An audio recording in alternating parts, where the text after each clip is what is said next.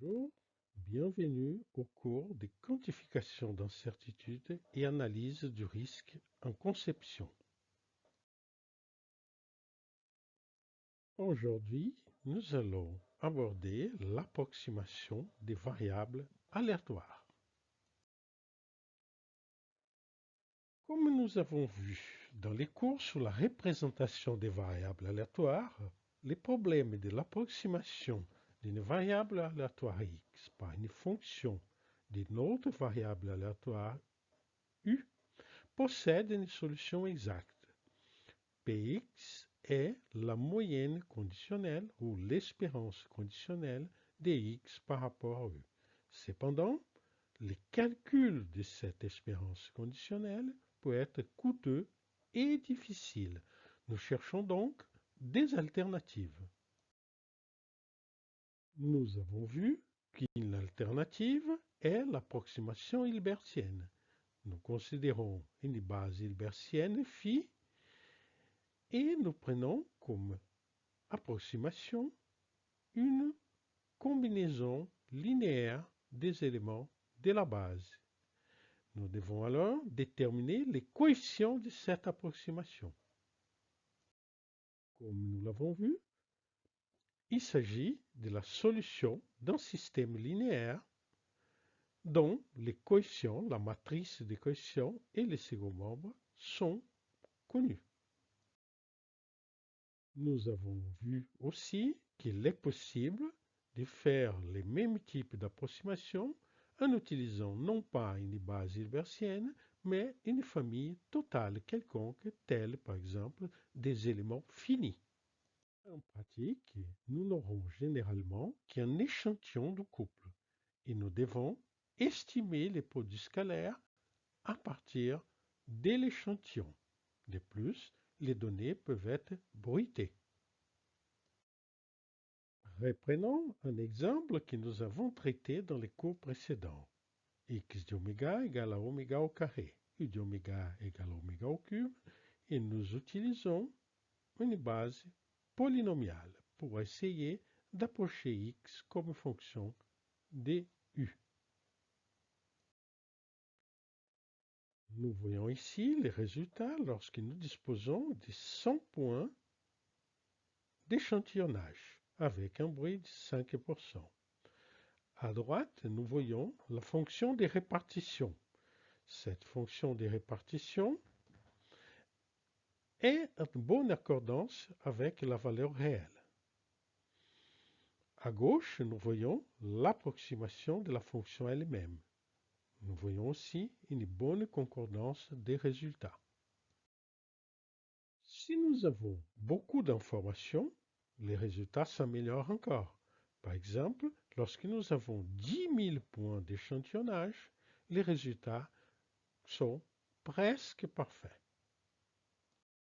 Reprenons un exemple que nous avons déjà traité aussi dans les cours précédents, module d'oméga et oméga avec une approximation polynomiale. Ici, les résultats sont moins bons compte tenu de la non-différenciabilité en zéro. Cependant, il reste convenable en ce qui concerne la variable, un peu moins intéressant en ce qui concerne la fonction cumulative. Encore une fois, si nous disposons de beaucoup d'informations, le résultat est presque parfait. Nous avions mentionné dans les cours d'autres formes d'approximation, la colocation, la méthode des moments, l'adaptation et l'optimisation stochastique. Examinons ces méthodes. Pour la méthode de colocation, nous allons imposer que l'approximation coïncide avec les valeurs observées sur l'échantillon. Au minimum, nous exigerons qu'elle soit une bonne approximation de celle-ci. Il s'agit donc d'imposer que la projection de x coïncide avec la valeur de x vraiment observée. Cela se traduit par un système linéaire surdéterminé. Nous avons donc un système linéaire surdéterminé contenant n inconnus pour ns équations. Le nombre d'inconnus est lié au nombre d'équations à déterminer et le nombre d'équations est lié au nombre de points de l'échantillon. Voici les résultats fournis par colocation avec 100 points d'échantillonnage et un bruit de 5%. Puis les résultats avec 1000 points d'échantillonnage. Idem pour les deuxième exemple. Nous voyons donc que le comportement de cette méthode d'approximation est tout à fait raisonnable. Dans la méthode des moments, nous allons imposer que les moments de l'approximation coïncident avec les moments empiriques sur l'échantillon. La méthode des moments est basée sur le théorème de Lévy, qui indique que la fonction caractéristique d'une variable aléatoire peut être développée en série avec les moments comme coefficients. Ainsi, dans la méthode des moments, nous allons déterminer les moments empiriques d'un côté et les moments de l'approximation de l'autre côté. Nous allons ensuite imposer l'égalité entre les moments empiriques M indice K et les moments de l'approximation MP indice K. Éventuellement, nous pouvons, à la place d'imposer l'égalité, minimiser la distance entre ces deux éléments. Voici un exemple avec 100 points d'échantillonnage.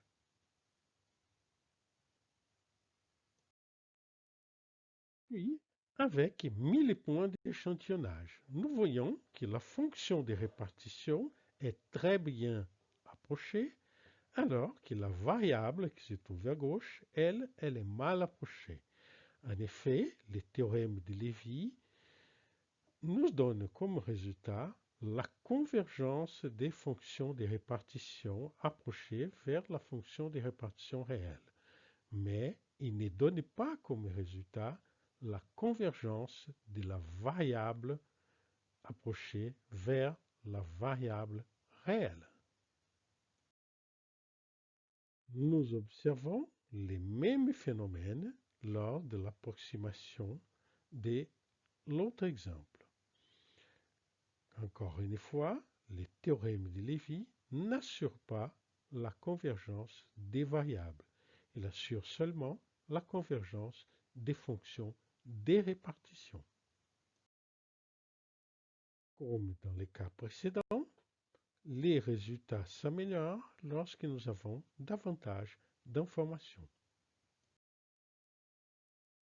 La méthode d'adaptation est utile lorsque nous avons un code pour faire les calculs déterministes. Par exemple, imaginons que nous avons une méthode itérative déjà programmée pour les calculs dx. Nous pouvons transformer cette méthode itérative pour les calculs de la projection. L'adaptation se fait en remplaçant la projection dans la méthode itérative, puis en prenant des produits scalaires par les éléments de la base. Nous aboutissons alors à des itérations de la forme A x indice k plus 1 égale à b de xk, où A et B sont des matrices que nous pouvons déterminer. En effet, la matrice A est la matrice qui contient les produits scalaires des éléments de la base. Cette matrice a déjà été construite précédemment. Pour les calculs de B, nous devons faire NS appel au code. Étant donné un xk, on évalue la projection, puis en appelant les codes, on détermine la valeur de psi, ce qui permet de déterminer BI.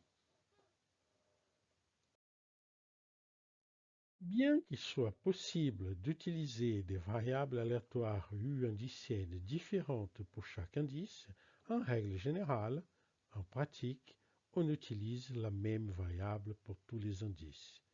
Des exemples de cette méthode sont la résolution d'une équation algébrique dépendante d'un paramètre aléatoire, par point fixe, par Newton-Raphson ou par la résolution itérative des systèmes linéaires.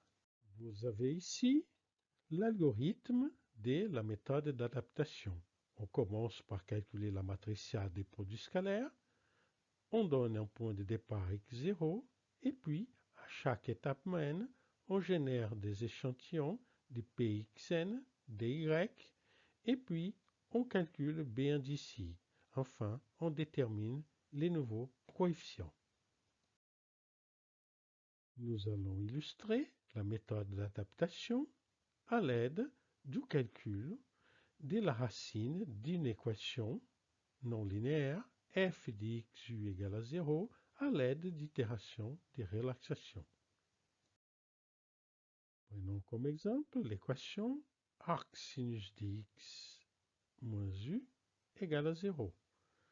Nous utilisons comme paramètre de relaxation mu égale à moins 0,1 et nous faisons 1000 itérations avec u uniforme sur moins 1,1.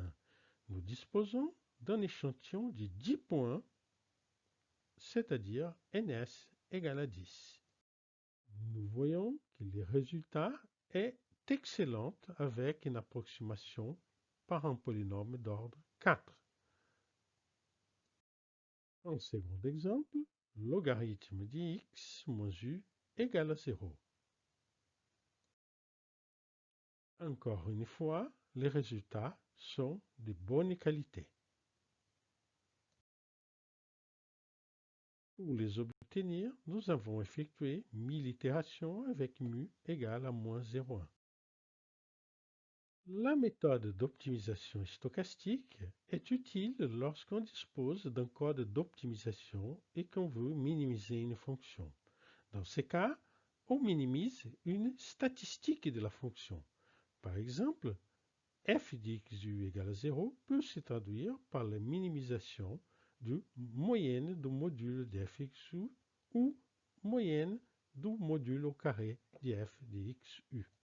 Si nous avons un code d'optimisation, il suffit de créer les procédures pour évaluer les statistiques de la solution et éventuellement son gradient, ou d'autres quantités nécessaires pour que le code puisse se tourner. Cela dépendra de la méthode utilisée. Voici l'algorithme de la méthode d'optimisation stochastique. On initialise x en donnant une valeur x0. Et à l'étape n, on génère un échantillon de la projection, on calcule un échantillon de f, et puis on détermine ainsi les statistiques de f de pxu, éventuellement aussi son gradient. Ces valeurs sont transmises au code d'optimisation, lequel fournira en retour x indice n plus 1. Nous illustrons cette démarche avec les mêmes équations déjà considérées, les mêmes nombres de points, en utilisant la méthode de Neldermid pour l'optimisation. Lorsque la variable u est inconnue, c'est-à-dire que nous observons la variabilité d'x sans en connaître les raisons précises, nous pouvons utiliser une variable artificielle qui remplace u. Cependant, il faut prendre garde à créer une dépendance entre a et x. Si a est totalement indépendante de x, les résultats peuvent être mauvais. En effet, si les variables sont indépendantes, la moyenne d'x fois phi s'écrit comme moyenne d'x, moyenne de phi. Et à ce moment-là, les résultats ne dépendent que de la moyenne d'x. Très souvent, il s'agira d'un multiple de l'approximation de la constante 1. Donc, il faut créer une dépendance entre a et x. Il existe deux méthodes simples pour créer cette dépendance. La première, c'est d'utiliser la méthode des moments. La deuxième, c'est d'utiliser des échantillons ordonnés en ordre croissant. Voici un résultat en utilisant une variable artificielle à la place du. Et encore une fois, les plus d'informations nous avons, les meilleurs ce sera les résultats. Il est temps de passer à la pratique, de mettre en œuvre ces méthodes et voir leur comportement sur des exemples que vous programmerez vous-même. Au revoir, merci pour l'attention.